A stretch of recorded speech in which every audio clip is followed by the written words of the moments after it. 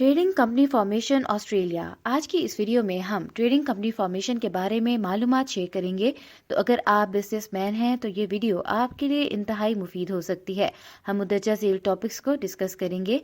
What is trading company, step for opening trading company in Australia, investment required. तफसील से समझने के लिए आइए शुरू करते हैं। ऑस्ट्रेलिया बेसिकली ट्रेडिंग कंपनी या कोई भी कंपनी हो उसके फॉर्मेशन के जो स्टेप्स हैं वो सिमिलर हैं। और जो भी कंपनी रजिस्टर होती है वो Australian securities and investments commission के थ्रू होती है। अगर आप कोई थर्ड पार्टी से कांटेक्ट करते भी हैं तो आप उन पार्टी से ऐसी कंपनीज या ऐसे बिजनेसेस से आप कांटेक्ट करते हैं जो कि ASIC के साथ अपनी जो कंपनी रजिस्ट्रेशन सर्विसेज हैं वो प्रोवाइड कर रही हैं। तो ये स्टार्ट करते हैं।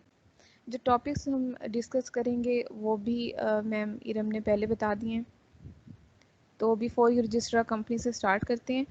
कोई भी कंपनी रजिस्टर करवाने से पहले आपको कुछ अहम जो इम्पोर्टेंट बातें होती हैं उनको अपने माइंड में रखना ज़रूरी होता है, उनको चेक करना ज़रूरी होता है। एक चेकलिस्ट आपको बनानी पड़ती है। सबसे इम्पॉर्टेंट चीज़ एक कंपनी की रिप्रेजेंटेशन और आइडेंटिफिकेशन जो है वो उसके नेम से होती है। तो आपको नेम चूज़ करने से पहले काफ़ी ज़्यादा रिसर्च करना पड़ती है कि उसके लिए जो asic.gov.au साइट है वहाँ पर जाकर आप उनकी जो कंपनी नेम रिसर्च है वहाँ पर जाकर आप जो भी अवेलेबल हैं नेम्स कंपनी के वो चेक कर सकते हैं। How to protect your company. Company name register करवा देने से आपके नेम की प्रोटेक्शन नहीं हो जाती। कोई भी जो ट्रेडमार्क पहले से अगर अवेलेबल होगा या कोई भी कंपनी नेम अगर पहले से अवेलेबल होगा तो वो आपके ऊपर क्लेम कर सकता है। तो आपको एग्जिस्टिंग ट्रेडमार्क्स को देखना ज़रूरी होता है। और IP ऑस्ट्रेलिया साइट है जहाँ पर जो ऑस्ट्रेलिया में फ़िलहाल एग्जिस्टिंग ट्रेडमार्क्स हैं उनकी सारी लिस्ट अवेलेबल है। तो वहाँ पर जाकर आप देख सकते हैं कि आपने जो कंपनी नेम सोचा है या आप जो रजिस्टर करवाना चाह रहे हैं वो कंपनी नेम पहले से एग्जिस्ट तो नहीं करता या उसका कोई ट्रेडमार्क पहले से रजिस्टर तो नहीं है, ताकि आपको फर्दर आपका जो कंपनी नेम है वो रजिस्टर करवाने के बाद आपको कोई परेशानी ना हो। Checklist for registering company. ज़्यादातर कंपनीज़ जो होती हैं ऑस्ट्रेलिया में जो रजिस्टर्ड कंपनीज़ हैं वो प्रोप्राइटरी कंपनीज़ हैं। I am gonna use PTY proprietary companies के लिए। तो there are few decisions to make before you register this type of company. सबसे पहले तो आपने जो चीज़ें डिसाइड करनी हैं उसमें है लिमिटेड और unlimited company. One by one इनको डिस्कस करते हैं। लिमिटेड और अनलिमिटेड कंपनी। ज़्यादातर जो PTY कंपनीज़ होती हैं it may be limited by shares और unlimited with a share capital. Limited by shares में ये है कि जो शेयर होल्डर्स हैं उनकी जो पर्सनल लाइबिलिटीज़ होती हैं वो लिमिटेड होती हैं to the amount paid to the company. तो ये मोस्ट कॉमन टाइप है PTY कंपनी की। और इसके अलावा जो unlimited with the share capital है उसमें जो शेयर होल्डर्स की पर्सनल लाइबिलिटीज़ होती हैं वो अनलिमिटेड होती हैं, उस पर कोई लिमिट नहीं होती। तो मेन चीज़ जो आपने डिसाइड करनी है what you need to do कि डिसाइड कि if your company will be limited और अनलिमिटेड। रिप्लेसेबल रूल्स और कॉन्स्टिट्यूशन। हर कंपनी जो है वो कुछ रूल्स के बिहाफ पर ऑपरेट होती है, काम करती है। तो कॉरपोरेशन एक्ट 2001 के अंडर जो बेसिक रूल्स आते हैं उन्हें रिप्लेसेबल रूल्स कहते हैं, जिसके थ्रू आपकी जो इंटरनल मैनेजमेंट है कंपनी की वो किस तरीके से आप उसको हैंडल और टैकल करेंगे वो सारे सेट ऑफ रूल्स डिफाइन होते हैं। अगर आप अपनी रूल्स बनाना चाह रहे हैं या फिर रिप्लेसेबल रूल्स में कंपनी के जो रिप्लेसेबल रूल्स हैं उनको चेंज करना चाह रहे हैं तो then you will need to adopt a constitution. ज़्यादातर जो सुपर एनुएशन कंपनीज़ होती हैं उनको कॉन्स्टिट्यूशन डिसाइड करना ज़रूरी होता है। What you need to do कि आप डिसाइड करते हैं कि आप कॉरपोरेशन एक्ट 2001 के अंडर जो रिप्लेसेबल रूल्स आते हैं आप उनको फॉलो करेंगे या फिर you will need to adopt a constitution. तो इसके लिए अगर आप कॉन्स्टिट्यूशन पर जाते हैं, उसके लिए डिसाइड करते हैं, तो उसके लिए आप सीक लीगल एडवाइस, अब लीगल एडवाइस या गाइडेंस ले सकते हैं। Choose a company name. एक कंपनी नेम जो है कंपनी जो है वो अपने नेम से रिप्रेजेंट होती है और या फिर अपने ऑस्ट्रेलियन कंपनी नंबर से रिप्रेजेंट होती है। तो कंपनी नेम डिसाइड करने से पहले भी कुछ रूल्स होते हैं जिनको फॉलो करना ज़रूरी होता है। आपका कंपनी नेम जो है अगर पब्लिक उसको पढ़ती है तो उसको कंपनी नेम से ही ये पता चलना चाहिए कि आपकी कंपनी जो है वो पब्लिक है या फिर PTY कंपनी है। और उसके जो शेयर होल्डर्स हैं उसकी उनकी पर्सनल लाइबिलिटीज़ क्या हैं, लिमिटेड हैं या अनलिमिटेड हैं। तो जो प्रोप्राइटरी लिमिटेड कंपनीज होती हैं उनका उनमें जो है प्रोप्राइटरी या लिमिटेड का वर्ड यूज़ होता है, और या फिर एब्रीवेशंस यूज़ होती हैं उसके नेम के एंड पर। फॉर एग्जांपल अगर प्रोप्राइटरी अनलिमिटेड कंपनी है तो can only have the word proprietary at the end of the name. तो what you need to do कि आप अपना कंपनी नेम डिसाइड करते हैं, और उसकी अवेलेबिलिटी को चेक करने के लिए आप साइट पे जाके देख सकते हैं। Decide on statement territory of registration, state territory sorry. आपकी कंपनी जो है वो ऑस्ट्रेलिया वाइड रजिस्टर होती है, लेकिन उसके बावजूद you must nominate a state territory of registration. जब आप अपनी एप्लीकेशन को सबमिट करवा रहे होते हैं तो what you need to do कि नॉमिनेट अ स्टेट और territory of registration. Choose registered and business addresses. किसी भी जो ऑस्ट्रेलिया में जो कंपनीज ऑपरेट हो रही हैं उनके लिए रजिस्टर्ड ऑफिस एड्रेस और principal place of business address होना ज़रूरी होता है। रजिस्टर्ड ऑफिस एड्रेस वो होगा जहाँ पर जितनी भी कम्युनिकेशन और नोटिस वगैरह जो कंपनी को भेजे जाएंगे, और ये एड्रेस जो है ये ऑस्ट्रेलिया में होना ज़रूरी होता है, can not be a post office box address. उसके बाद आता है principal place of business address. ये वो एड्रेस होता है बेसिकली जहाँ आप अपना बिजनेस कंडक्ट करते हैं, एक्टिविटीज़ कर रहे होते हैं अपने बिजनेस की। This can not be a post office address. तो what you need to do कि आप अपना कंपनी का जो एड्रेस है उसको डिसाइड करेंगे। अगर आपका कंपनी का जो रजिस्टर्ड ऑफिस है you are not occupying that address, तो आप एक रिटन कंसेंट लेंगे फ्रॉम द ऑक्यूपायर कि आप उस कंपनी के एड्रेस, उस रजिस्टर्ड एड्रेस को जो है आप यूज़ करना चाहते हैं, और आप फिर अपने कंपनी रिकॉर्ड्स के साथ उसको रिटन कंसेंट को मेंटेन करेंगे। Is there an ultimate holding company. अगर आपकी कंपनी के मेजॉरिटी शेयर्स जो हैं वो किसी और कंपनी ने हेल्ड किए हुए हैं, किसी और कंपनी के थ्रू ऑपरेट हो रहे हैं, तो you may have an ultimate holding company. और जो प्रोप्राइटरी कंपनीज होती हैं दे can not have an ultimate holding company. तो अगर आप अनश्योर हैं तो आप लीगल एडवाइस ले सकते हैं ये इंश्योर करने के लिए कि आपकी कंपनी अल्टीमेट होल्डिंग कंपनी के अंदर आती है या नहीं। तो what you need to do, अगर आपकी कंपनी अल्टीमेट होल्डिंग कंपनी है तो आपको अपना कंपनी नेम और ऑस्ट्रेलियन कंपनी नंबर और कंट्री ऑफ और इनकॉर्पोरेशन, अगर वो ऑस्ट्रेलिया नहीं है तो उसकी डिटेल्स आपको प्रोवाइड करना पड़ती हैं। Choose company office holders. Office holders में कौन आता है? जो कंपनी के ऑफिस होल्डर्स होते हैं उनमें डायरेक्टर और सेक्रेटरीज आते हैं। हर ऑफिस होल्डर के लिए आपको जो डिटेल्स मेंटेन करना पड़ती हैं उनके name, date of birth, place of birth और रेजिडेंशियल एड्रेसेस हैं। जो पीटीवाई कंपनी होती है उसमें एटलीस्ट एक डायरेक्टर का होना ज़रूरी होता है, और अगर आप उसे एक से ज़्यादा भी अपॉइंट करना चाहते हैं तो आप कर सकते हैं। सेक्रेटरीज़ की कोई ऐसी नेसेसिटी नहीं है कि जो पीटीवाई कंपनी है उसमें सेक्रेटरी का होना ज़रूरी है, लेकिन अगर आप अपॉइंट करना चाहते हैं तो एक या एक से ज़्यादा जो सेक्रेटरीज़ हैं वो आप अपॉइंट कर सकते हैं। तो what you need to do कि आपको जो आपके ऑफिस होल्डर्स हैं कंपनी के उनसे एक रिटन कंसेंट लेना होता है हर पर्सन से, और उसको आप अपने कंपनी रिकॉर्ड्स के साथ मेंटेन करेंगे। Decide on the share structure.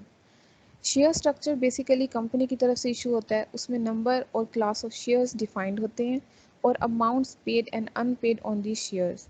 तो a company must at least have one share to one share holder.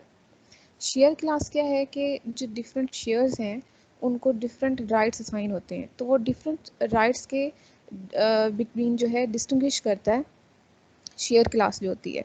मिसाल के तौर पर जो शेयर क्लास है उस कुछ शेयर क्लासेस से आपको ये प्रिविलेज मिलती है कि आप कंपनी के जो वोटिंग डिसीजंस हैं उसमें पार्टिसिपेट कर सकते हैं, और you will receive a dividend जो कि है प्रॉफिट जो शेयर होल्डर्स में इक्वली डिस्ट्रीब्यूट होता है, तो वो आपको मिलेगा या नहीं इसका राइट आपको मिलता है। इसके अलावा जो ज़्यादातर पीटीवाई कंपनीज होती हैं वो ऑर्डिनरी शेयर्स यूज़ करती हैं, और ऑर्डिनरी शेयर्स के साथ आपको कोई स्पेशल राइट्स नहीं मिलते। टोटल नंबर ऑफ़ शेयर्स में ये वो नंबर ऑफ़ शेयर्स होते हैं हर क्लास में जो कि कंपनी की तरफ से इशू किए जाते हैं, और जो नंबर ऑफ़ शेयर्स होते हैं वो ये रिप्रेजेंट करते हैं कि कंपनी का जो कैपिटल है वो कितना है। तो जो नंबर और प्राइस होगी इस शेयर की वो कंपनी के कैपिटल से डिटरमिन होगी कि जो कैपिटल कंपनी को रिक्वायर्ड होगा उससे डिटरमाइन की जाएगी ये प्राइस और नंबर ऑफ़ शेयर्स। और अगर आप अनश्योर हैं कि आपकी कंपनी को जिस कैपिटल की रिक्वायरमेंट है वो अमाउंट, उस अमाउंट के बारे में अगर आप अनश्योर हैं तो आप इसके लिए लीगल एडवाइस भी ले सकते हैं। Total amount paid and paid क्या होती है कि एक शेयर होल्डर जो है वो जब शेयर्स परचेज करता है तो पूरी अमाउंट पे करता है या फिर उसकी एक अमाउंट का एक पोर्शन पे करता है, जैसे कि इंस्टॉलमेंट भी कह लें। तो जो अमाउंट पेड और अनपेड होती है उसको आप शेयर स्ट्रक्चर में मेंटेन करते हैं। तो what you need to do कि आप अपना शेयर क्लास और क्लासेस को डिसाइड करते हैं, नंबर ऑफ़ शेयर्स और dollar amount to be paid. ये सारी चीज़ें जो है आप इसको शेयर क्लास और के थ्रू जो है शेयर स्ट्रक्चर के थ्रू मेंटेन करते हैं। Choose the share holder. Share holders कौन होते हैं? पीपल हो सकते हैं, कंपनीज हो सकती हैं जो कि कंपनीज में शेयर्स ऑन करती हैं। उसके अलावा इनको मेंबर्स के तौर पे भी कह सकते हैं। तो what you need to do कि आप हर शेयर होल्डर से एक रिटन कंसेंट लेते हैं कि जो नंबर ऑफ़ शेयर्स उनको दिए गए हैं वो उस पर एग्री हैं और the amount to be paid to the company. तो शेयर होल्डर्स की क्या डिटेल्स बेसिक जो हैं वो कंपनी रिकॉर्ड्स में लॉन्च की जाएंगी या मेंटेन की जाएंगी। तो उसमें शेयर होल्डर का नेम और एड्रेस आ जाएगा और जिस डेट के ऊपर शेयर होल्डर का नाम रजिस्टर किया गया होगा वो डेट आ जाएगी। इसके अलावा the specific details of the shares held by each share holder. Steps to register a company. तो कंपनी रजिस्टर करने के लिए स्टेप्स हैं। बेसिकली ये चीज़ें कुछ प्रीवियसली ही रिपीट होंगी। सबसे पहले हम देखते हैं कि जो कॉस्ट है रजिस्टरिंग अ कंपनी वो क्या है। तो कंपनी रजिस्ट्रेशन की जो कॉस्ट है it ranges from $417 to $506 depending कि आप कौन सी किस टाइप की कंपनी रजिस्टर करवा रहे हैं। इसके अलावा जो है ASIC वेबसाइट के ऊपर जो कॉरपोरेशन फीसिस हैं उनकी एक लिस्ट प्रोवाइड की गई है। तो वहाँ से जाकर भी आप फर्दर इंफॉर्मेशन इसकी देख सकते हैं। लिस्ट काफ़ी बड़ी थी तो वो मैं इंक्लूड नहीं कर सकी। Step 1 is a company right for you. आपको ये डिसाइड करना होता है कि आपने जो कंपनी जिस कंपनी के लिए डिसाइड किया है वो आपकी रिक्वायरमेंट्स को पूरा कर रही है या नहीं, या फिर आप कोई डिफरेंट बिजनेस स्ट्रक्चर चूज़ करना चाहते हैं। business.gov.au साइट है जहाँ पर हेल्प मी डिसाइड का टूल अवेलेबल है। वहाँ पर जाकर आप हेल्प ले सकते हैं कि आपको कौन सा बिजनेस स्ट्रक्चर सूट करेगा और what registration you should consider. Company जो है वो एक सेपरेट लीगल एंटिटी होती है and it lets you conduct business throughout Australia. इसके अलावा जो उसके साथ प्रिविलेजेस आती हैं उसमें कॉर्पोरेट टैक्स रेट्स और लिमिटेड लाइबिलिटीज़ हैं। इसके अलावा जो कंपनी रजिस्ट्रेशन का प्रोसेस, मतलब registering a company is different to registering a business name. You can also register different type of companies including not-for-profit or charitable organizations, registrable Australian bodies or special purpose companies. Choosing a company name. कुछ चीज़ें हैं जो आपको consider करना पड़ती हैं जब आप कंपनी नेम चूज़ कर रहे होते हैं। सबसे पहली चीज़ तो ये है कि आपका कंपनी का नेम आइडेंटिकल नहीं होना चाहिए। अगर ऑस्ट्रेलिया में कोई उस नेम का बिजनेस एग्जिस्ट कर रहा है, कंपनी नेम एग्जिस्ट कर रहा है, तो आप वो कंपनी नेम नहीं रख सकते। हाँ, इसके लिए एक केस होता है कि अगर आप आइडेंटिकल कंपनी जो है उसके होल्डर की पोजीशन पर हैं तो आप उस सूरत में जो है कंपनी नेम रजिस्टर करवा सकते हैं। लेकिन उसके लिए भी आपके पास जो चेक करने के लिए है कि जो होल्डर है वो इंडिविजुअल है, यानी कि उस कंपनी का डायरेक्टर या मेंबर है, या फिर वो कंपनी खुद एक प्रपोज मेंबर है, या पार्टनरशिप और जॉइंट वेंचर के तौर पर है वो होल्डर, या फिर एक ट्रस्टी के तौर पे है। मई 2012 से पहले ये पॉसिबल था कि आप डिफरेंट स्टेट्स और टेरिटरीज़ में जो आइडेंटिकल नेम था मल्टीपल बिजनेसेस को आप रजिस्टर करवा सकते थे। लेकिन अब ASIC ने जो है ये ख़त्म कर दिया है। अब आप जो है आइडेंटिकल नेम के लिए आइडेंटिकल नेम से मिलता जुलता जो है आप वो नहीं कंपनी का नेम रख सकते। इसके अलावा जो है कुछ स्पेसिफिक करेक्टर्स होते हैं जो आप कंपनी नेम में यूज़ कर सकते हैं। वो करेक्टर्स इस टेबल में शो किए गए हैं।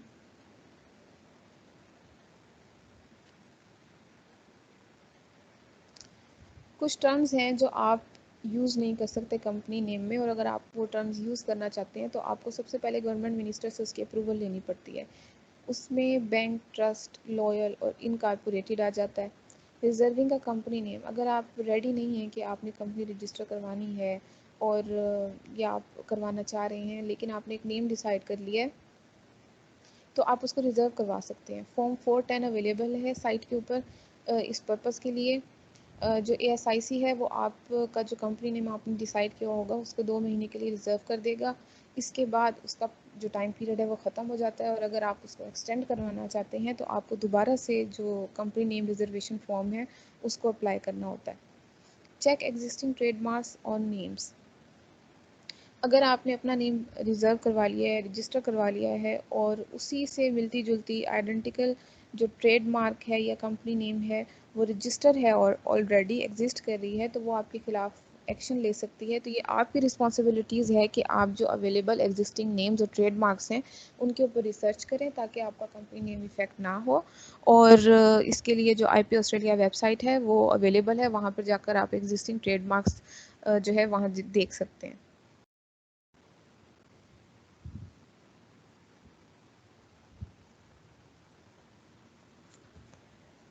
A company's name must show its legal status. Company के नेम से उसका लीगल स्टेटस शो होना चाहिए। यानी कि उसके मेंबर्स की लाइबिलिटी शो होनी चाहिए, कंपनी का स्टेटस शो होना चाहिए। फॉर एग्जांपल, अगर company if a company members liability is limited to the amount unpaid on their shares, the name must end with proprietary limited. और अगर मेंबर्स की जो लाइबिलिटी है वो अनलिमिटेड है, the company name must end with proprietary. Below is a list of approved abbreviations that can be used in company's name. ये table में कुछ एब्रीवेशंस दी हुई हैं जो आप कंपनी नेम के साथ यूज़ कर सकते हैं। How will your company operate. Company register करवाने से पहले आपको ये डिसाइड करना होता है कि आपकी कंपनी ऑपरेट कैसे होगी। उसमें रिप्रेसिबल रूल्स यूज़ होंगे, या उसकी अपनी कॉन्स्टिट्यूशन होगी, या फिर it will use a combination of both. Repressible rules corporation act 2001 के अंडर आते हैं। बेसिक सेट ऑफ रूल्स हैं जो कि आपकी कंपनी जिसके थ्रू आपकी कंपनी मैनेज होती है। तो अगर एक कंपनी जो है वो कॉन्स्टिट्यूशन नहीं चूज़ करना चाहती तो they can choose replaceable rules instead. Constitution क्या होता है? A company can also have a written constitution instead of using replaceable rules. तो कंपनीज को अपने कंपनी रिकॉर्ड के साथ उस कॉन्स्टिट्यूशन की एक कॉपी मेंटेन करना ज़रूरी है। Special rules for sole director member of PTY companies. अगर जो PTY कंपनी है उसका एक ही ऑफिस होल्डर है तो उस पर रिप्रेसिबल रूल्स या फिर कॉन्स्टिट्यूशन अप्लाई नहीं होते। लेकिन अगर कंपनी जो है बाद में जाके कोई डायरेक्टर या मेंबर अपॉइंट कर लेती है तो जो रिप्लेसेबल रूल्स हैं वो ऑटोमेटिकली कंपनी पे अप्लाई हो जाते हैं, जिन्हें आप बाद में कॉन्स्टिट्यूशन पे भी चेंज कर सकते हैं। शेयर स्ट्रक्चर जो PTY कंपनी है must have no more than 50 non employ share holders and be either limited by shares और be an unlimited company that has share capital. Understand your obligations as an office holder. अगर आप किसी company के office holder के तौर पर काम कर रहे हैं तो उस कॉरपोरेशन एक्ट के अंडर जो भी रिक्वायरमेंट्स आती हैं बेसिक, उनको फॉलो करना आपके लिए ज़रूरी है। जो भी लीगल रिस्पॉन्सिबिलिटीज़ हैं आपकी, जिसमें कंपनी की डिटेल्स को अप टू डेट रखना, कंपनी के रिकॉर्ड्स और डिटेल्स को रजिस्टर में मेंटेन करना, and paying the appropriate lodgement fees and annual review fees as required. Get consent from office holders, members and occupiers. आपकी कंपनी के जो मेंबर्स हैं जिसमें डायरेक्टर, सेक्रेटरी और मेंबर्स आ जाते हैं, every company must have at least one member, तो उनसे आपको रिटर्न कंसर्ट लेना होता है और आप उसको कंपनी रिकॉर्ड्स के साथ जो है वो मेंटेन करते हैं। At least one director and secretary of a PTY company must ordinary reside in Australia, कि जो कंपनी का जो सेक्रेटरी या डायरेक्टर है उसको ऑस्ट्रेलिया में रहना ज़रूरी होता है, एटलीस्ट वन। या फिर जो पब्लिक कंपनी है उसके एटलीस्ट 2 डायरेक्टर्स जो हैं उनको ऑस्ट्रेलिया में रहना ज़रूरी होता है। Get the consent of the owner of your registered office addresses. वही बात है कि अगर रजिस्टर्ड ऑफिस जो है वो आपने ऑक्यूपाई नहीं किया हुआ तो आप जो है जो उसका ऑक्यूपायर है उससे एक रिटर्न परमिशन या रिटर्न कंसेंट लेंगे कि उस एड्रेस को आप यूज़ कर सकते हैं। Registering your company. Australian government business registration service, ये BRS है, या यहाँ से आप अपनी जो कंपनी है उसको रजिस्टर करवा सकते हैं। BRS combines several business and tax registration in one place, making it even easier to start a business. इसके अलावा आप जो है कोई प्राइवेट सर्विस प्रोवाइडर भी चूज़ कर सकते हैं अपनी कंपनी रजिस्टर करवाने के लिए। वही बात है, ये जो प्राइवेट सर्विस प्रोवाइडर है वो कोई अकाउंटेंट, सॉलिसिटर या फिर कोई बिजनेस भी हो सकता है जो कि online company registration services provide कर रहे हों with ASIC।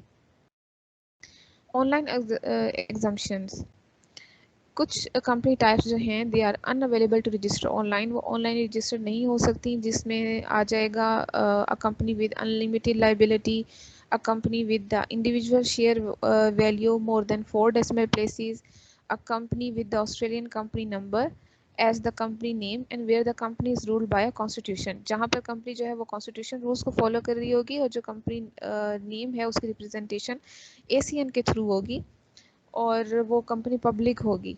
Where a company office holder place of birth causes an error, where a company address is not accepted by ASIC, and where an applicant is facing other extenuating circumstances. After your company is register, जब आपकी company register हो जाएगी तो make sure कि आप जो जितने भी अपनी बिजनेस एक्टिविटीज़ कंडक्ट कर रहे हैं उस पर आप अपना कंपनी नेम जो है उसको डिस्प्ले करेंगे और आपका कंपनी नेम पब्लिक के लिए अवेलेबल होगा और आप जो है अपना ACN जो है ऑस्ट्रेलियन कंपनी नंबर उसको जितने भी कंपनी के डॉक्यूमेंट्स पब्लिश होंगे उसके पर डिस्प्ले करेंगे और आप अपनी कंपनी डिटेल्स को अप टू डेट रखेंगे। फॉरेन कंपनी, कोई भी corporation, sole exempt public authorities या फिर अनइनकॉर्पोरेटेड बॉडीज़ जो कि ऑस्ट्रेलिया से बाहर होती हैं and they can not hold property और सू और be sued in accordance with the law of their place of information, तो वो फॉरेन कंपनीज नहीं कहलाती। नाउ वी विल सी कि how to register a foreign company in Australia, ongoing obligations of a registered foreign company. Similar चीज़ें ही repeat होंगी कि सबसे पहले तो है कि ensure the name you wish to register is available, कि नाम जो है वो आइडेंटिकल नहीं होना चाहिए, आप जो नाम चूज़ कर रहे हैं वो अवेलेबल होना चाहिए। कुछ जो टर्म्स हैं आप वो यूज़ नहीं कर सकते और अगर आप यूज़ करना चाहते हैं तो आपको ऑस्ट्रेलियन गवर्नमेंट मिनिस्टर से उसकी अप्रूवल लेनी होती है। इसके अलावा आप अगर रजिस्टर करवा देते हैं कोई आइडेंटिकल नेम तो जो पेटेंट होल्डर है, जो ट्रेडमार्क होल्डर है कंपनी, वो आपके खिलाफ लीगल एक्शन ले सकती है। फॉर्म 410 के एप्लीकेशन के थ्रू आप जो है अपना कंपनी नेम रिजर्व करवा सकते हैं।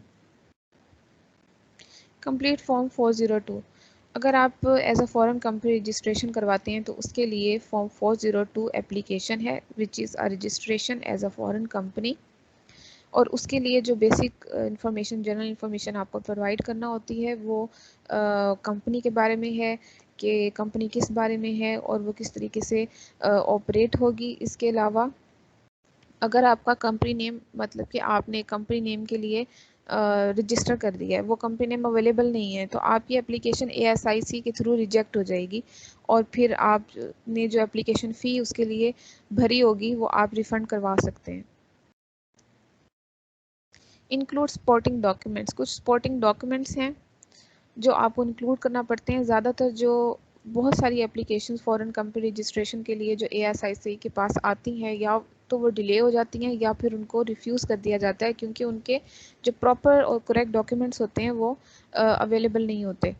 तो आपको ये इंश्योर करना ज़रूरी होता है कि आपके पास सारे सपोर्टिंग डॉक्यूमेंट्स अवेलेबल हैं जो कि कंपनी रजिस्ट्रेशन की रिक्वायरमेंट्स को मीट करते हैं। इसके अलावा if any document for lodgement is not in English तो you must provide a reasonable translation into English. जो डॉक्यूमेंट, जो फॉर्म 402 आप रजिस्ट्रेशन फॉर्म जो वो एप्लीकेशन जो है वो लॉन्च करेंगे, दर्ज करवाएंगे, उसमें आप जो फॉर्म्स इंक्लूड करेंगे उसमें होगा certified copy of the entity certificate of incorporation and registration, a current certified copy of the entities constitution, a memorandum of appointment of the local agent or power of attorney in favor of the local agent, a memorandum stating the power of certain directors, current certified copy of the entity's certificate of incorporation or registration. ये certificate जो है ये किसी governing authority के through issue किया जाता है in the place of incorporation, जो कि ASIC के साथ सिमिलर सर्विसेज या एक्सरसाइजेज जो हैं वो प्रोवाइड कर रहे होते हैं। The copy must be certified as a true copy by the ASIC equivalent and it be dated no more than 3 months before it is received by us, यानी कि ASIC the authority, unless we allow a longer period। अगर जो certificate of incorporation या registration की certified copy है वो नहीं मिलती, कैन नॉट बी ऑब्टेन, तो आप जो है एक सर्टिफाइड कॉपी जो ASIC है वो उसकी जो सर्टिफाइड कॉपी है वो भी रिसीव कर सकते हैं। उसमें क्या होगा कि certificate of good standing, certificate of status, certificate of legal existence और a certificate of current standing जो है आप इसकी जो सर्टिफाइड कॉपी है वो इन चीज़ों की प्रोवाइड कर सकते हैं कंपनी के regarding. A current certified copy of the entities constitution, जो कॉपी ऑफ कॉन्स्टिट्यूशन है उसमें जितनी भी अमेंडमेंट्स हैं नेसेसरी वो आपको इंक्लूड करना ज़रूरी होती हैं, that have affected the constitution to the date it is received by ASIC। इसके अलावा जो कॉपी है it must be certified as a true copy no more than 3 months before it is launched with ASIC by the ASIC equivalent notary public or a duly witnessed affidavit that is sworn in accordance with the legal requirements of the jurisdiction where it is made। अगर affidavit Australia में नहीं बना तो जो entity के director या secretary होंगे उसके थ्रू भी वो सबमिट करवाया जा सकता है, एफिडेविट जो है वो बनवाया जा सकता है। अगर एंटिटी कॉन्स्टिट्यूशन रूल्स फॉलो नहीं करती या फिर वो कोई और रूल्स फॉलो करती है तो that entity must provide a written statement, और उस रिटन स्टेटमेंट में जो आप एंटिटीज़ की एडमिनिस्ट्रेशन है किस तरीके से ऑपरेट हो रही है उसके बारे में आप डिस्क्राइब करेंगे। और जो स्टेटमेंट है वो आपकी एंटिटी के जो ऑफिस होल्डर्स हैं वो साइन करेंगे and they will provide their original signature. A memorandum of appointment of the local agent or power of attorney in favor of the local agent, form 418 available है ASIC site के ऊपर which is memorandum of appointment of local agent. तो अगर आप foreign company register करवाते हैं तो उसके लिए रिक्वायरमेंट होती है कि आपका लोकल एजेंट जो है वो होना चाहिए कंपनी का। जो memorandum of power of attorney है वो एंटिटी के बिहाफ पे एग्जीक्यूटेड होनी चाहिए और उसमें जो लोकल एजेंट है उसका नेम, एड्रेस और अपॉइंटमेंट डेट मेंशन होनी चाहिए। लोकल एजेंट कोई भी इंडिविजुअल या ऑस्ट्रेलियन कंपनी हो सकती है, ऑस्ट्रेलिया में रहता हो, authorized to accept on behalf of the foreign company service of process and notices। अगर जो मेमोरेंडम और पावर ऑफ अटर्नी जो है वो किसी थर्ड पार्टी के थ्रू कंपनी फॉरेन कंपनी के बिहाफ पर लॉन्च हुई है तो they must also provide a copy of the document that authorises them, और उस डॉक्यूमेंट को अथोराइज करने के लिए जो फॉर्म अवेलेबल है वो 403 है जो कि है verification of copy of document authorising on behalf of a foreign company, execution of a document appointing a local agent, ये फॉर्म है सारा।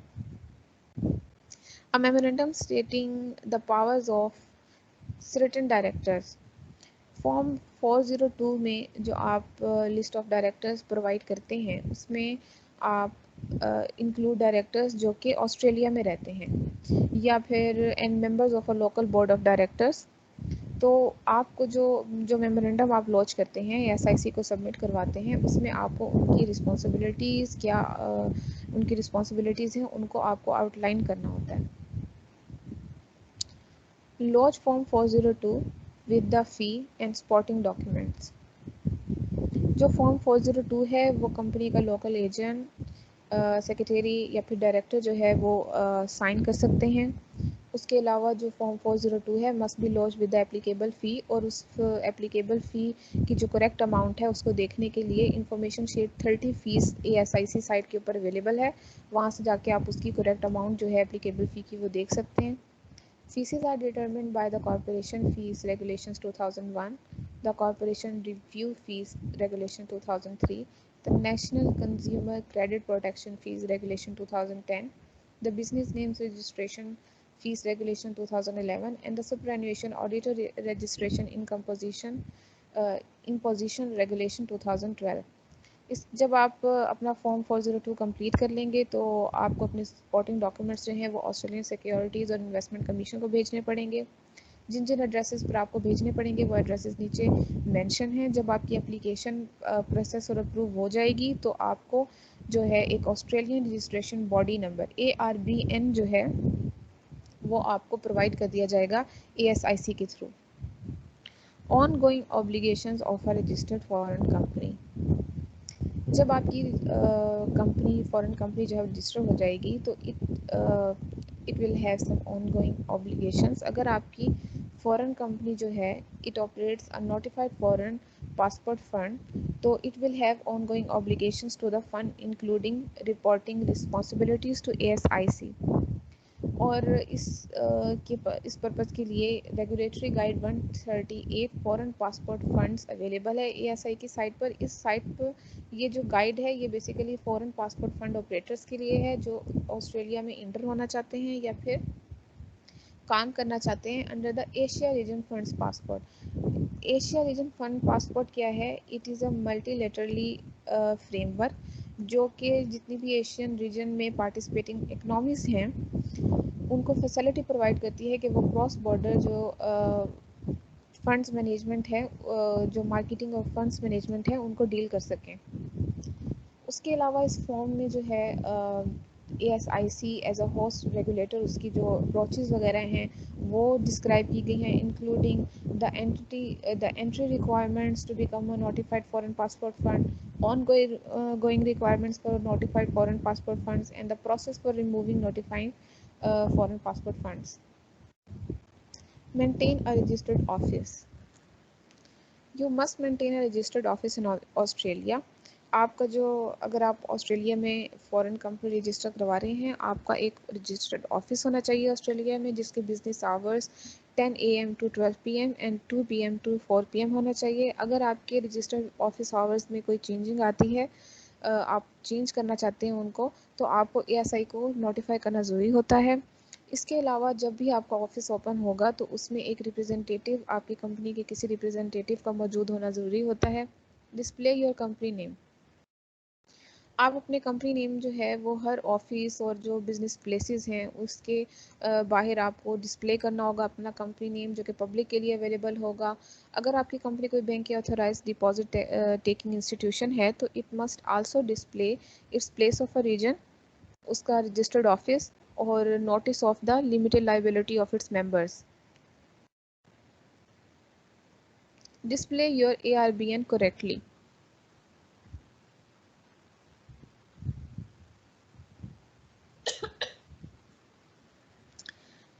You must display your company's name and ARBN on all public documents. जो आपको Australian registered business number provide होगा वो तमाम जितने भी पब्लिक डॉक्यूमेंट्स हैं उसके ऊपर आपको डिस्प्ले करना होगा। This includes negotiable instruments published और साइंड इन द जुरिस्डिक्शन। अगर आपकी कंपनी एक notified foreign passport fund operator है तो उसको एक notified foreign passport fund registration number दिया जाता है फॉर द फंड, तो उसको भी आपको जो है वो डिस्प्ले करना होता है। या फिर कोई भी unique number allocated to the fund by ASIC, तो वो आपको जो इंपॉर्टेंट नंबर्स और डिटेल्स ASI की तरफ से प्रोवाइडेड होंगी वो आपको मेंशन करना, डिस्प्ले करना ज़रूरी होती हैं। अगर कंपनी जो है वो बैंक या डिपॉजिट टेकिंग कॉन्स्टिट्यूशन है तो every public document and instrument must also include this place of origin, notice of the limited liability of its members if applicable. और कुछ एब्रिविएशंस जो हैं वो कंपनी नेम के में अलाउ हैं और ऑस्ट्रेलियन के लिए AUST यूज़ कर सकते हैं, रजिस्टर्ड के लिए REGD, नंबर के लिए NO, Australian registered body number के लिए ARBN और notified foreign passport fund registration number के लिए NFP FRN। यूज़ अ local agent, registered foreign company के लिए लोकल एजेंट का होना ज़रूरी है। लोकल एजेंट जो फॉरेन कंपनी का होगा वो रिस्पॉन्सिबल होगा जितनी भी कंपनी की जो ऑब्लिगेशंस हैं वो पूरी तरीके से जो रिक्वायरमेंट्स हैं, जो रिस्पॉन्सिबिलिटीज़ और प्रिंसिपल्स हैं वो मीट और पूरे हो रहे हैं या नहीं, इसके लिए रिस्पॉन्सिबल होगा। May be liable for any breaches और पेनल्टीज़। अगर आपको लोकल एजेंट जो है वो अपनी रिस्पॉन्सिबिलिटीज़ को पूरा नहीं कर रहा और आप कोई और लोकल एजेंट अपॉइंट करना चाह रहे हैं तो उसके लिए एक फॉर्म 418 है which is a memorandum of appointment और अ पावर ऑफ अटर्नी। और अगर आप जो है अब मतलब अगर शुरू से आप कोई अपॉइंट करना चाह रहे हैं तो उसके लिए फॉर्म 418 है, और अगर आप चेंज करना चाह रहे हैं, कोई नया एजेंट अपॉइंट करना चाह रहे हैं, तो उसके लिए फॉर्म 404 अवेलेबल है which is notification of change to agent of a foreign company, जिसमें आप ASIC को नोटिफाई करते हैं कि आप जो है नया एजेंट अपॉइंट करना चाह रहे हैं। अगर फॉर्म 418 जो है वो किसी थर्ड पार्टी के ने लॉन्च करवाया है फॉरेन कंपनी के बिहाफ पर, तो आपको 403 जो है वो प्रोवाइड करना पड़ेगा, यानी कि उस डॉक्यूमेंट की ऑथराइजेशन भी प्रोवाइड करना पड़ेगी together with a copy of the document that authorises the third party. और एक फॉरेन कंपनी जो है उसमें एक से ज़्यादा लोकल एजेंट जो हैं वो सेम टाइम पर अवेलेबल हो सकते हैं। Establish a branch register of members. A registered foreign company that has share capital may need to establish a branch register of members in Australia. Register of members क्या होता है, जितने भी आपके ऑफिस के जो ऑफिस होल्डर्स हैं उनकी जो डिटेल्स होती हैं, नेम, एड्रेसेस वगैरह, उसमें वो उनका एक रिकॉर्ड होता है, डिटेल्स होती हैं उसमें। तो अगर जो ऑस्ट्रेलियन रेजिडेंट मेंबर है वो रिक्वेस्ट करता है कि ब्रांच रजिस्टर में उसके शेयर्स को रजिस्टर किया जाए, तो उसकी रिक्वेस्ट के 1 महीने के अंदर आपको जो है उसके शेयर्स को रजिस्टर करना होता है और इस्टेब्लिश अ ब्रांच रजिस्टर। और आप जो है उस मेंबर के कंसेंट के बगैर वो ब्रांच रजिस्टर है जो है वो डिसकंटिन्यू नहीं कर सकते। If a member requests in writing that you register their shares in another register, you must remove the member shares from the branch register and register those shares in the register requested by the members. Lodge documents with ASIC. जो foreign company है उसको annual return के लिए जो documents launch करना होते हैं वो विद इन अ ईयर करना होते हैं। एटलीस्ट हर कैलेंडर ईयर में जो है वो launch documents, annual return report जो है वो लॉन्च करना होती है, या फिर जो कंपनीज की एनुअल जनरल मीटिंग होती है उसके होने के 1 महीने के बाद वो सबमिट करवाना पड़ती है। उसके लिए जो फॉर्म यूज़ होता है वो 403 है which is annual return of a foreign company to launch your company's annual return. इसी तरीके से फाइनेंस स्टेटमेंट्स भी आपको लॉन्च करवाना होती हैं ASI को हर साल में, और उनकी जो टाइम ड्यूरेशन है, जो उनका टाइम डिफरेंस है वो 15 मंथ से ज़्यादा नहीं होना चाहिए। फाइनेंशियल स्टेटमेंट्स में क्या होगा, आपकी कंपनी की बैलेंस शीट आ जाएगी, profit loss statements, cash flow statements आ जाएंगी। इसके अलावा जो है आप फॉर्म 405 इंक्लूड करेंगे जो कि है statement to verify financial statements of a foreign company, और जितने भी दूसरे जो डॉक्यूमेंट्स हैं that are required by the law in the company's place of incorporation. Keeping your details up to date. अपनी कंपनी की जो डिटेल्स हैं वो आपको अप टू डेट रखना है। अगर कोई डायरेक्टर आपने चेंज किया है, अपॉइंट किया है, कोई लोकल एजेंट चेंज हुआ है, तो उन चेंजेस के बारे में आपको ASI को नोटिफाई करना होता है।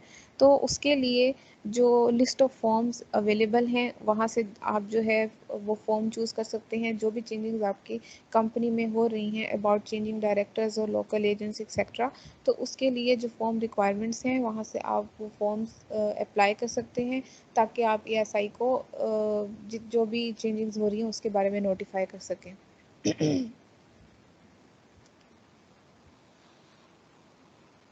हमने इस वीडियो में इंतहाई अहम मालूमात शेयर की हैं। इसके अलावा हम बिजनेस कंसल्टेंसी और वर्चुअल सर्विसेज भी ऑफर करते हैं। हम 8 मुल्कों में काम करते हैं और बिजनेस की बुनियाद रखने से लेकर लीड जनरेट करने तक के सफ़र में आपके साथ साथ रहते हैं। मज़ीद मालूमात के लिए आप हमारी वेबसाइट भी विजिट कर सकते हैं www.pefconsulting.com या व्हाट्सएप कर सकते हैं 00971 565 499 494 या ईमेल कर सकते हैं info@pefconsulting.com। हमारी टीम जल्द ही आपसे राब्ता करेगी।